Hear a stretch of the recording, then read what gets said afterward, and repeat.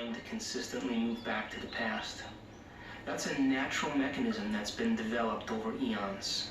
When we have a new experience, whatever that experience is, that experience allows circuits and connections in the brain to begin to formulate. As those connections formulate, they release chemicals, and those chemicals make a feeling. So emotions and feelings are the end product of every experience. And feelings and emotions help us to remember experiences better. We know where we were on 9/11 because there was a feeling that was associated with it. Now, what typically happens for most people when they have a novel or a new experience, they repeat that experience over in their mind again. It's a natural propensity. And the reason we do that is because if we can fire those circuits over and over again, by the act of repetition, we can remember them. So we learn from an experience. Learning is making new connections. Remembering is maintaining those connections. And so there's a natural order in which we review something in order to remember it. Now, the problem is with most people is that they become so immersed in the feelings of certain experiences is that feelings become the means of thinking. In other words, feelings determine their thinking. When that happens, we only are living from the past because by definition, feelings are associated to some past event.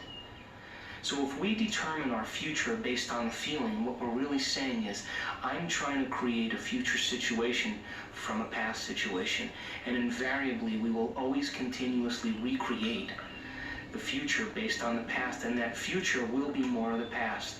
So what will we see?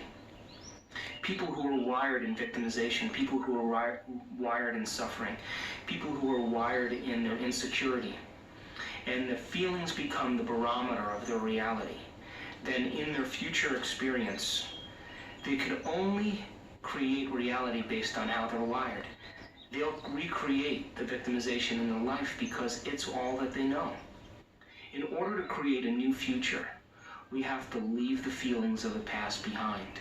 We have to abandon the way in which feeling is the means of thinking. And when we're able to do that, we're breaking the association and the neurological networks that are attached to that thinking and feeling mechanism so that we're focusing on an abstraction, an idea, a concept, a dream that we haven't yet experienced because it has no emotion, but it's something that we would like to experience. And that process of being able to abandon the means of feeling for a future potential is the greatest test for the human being.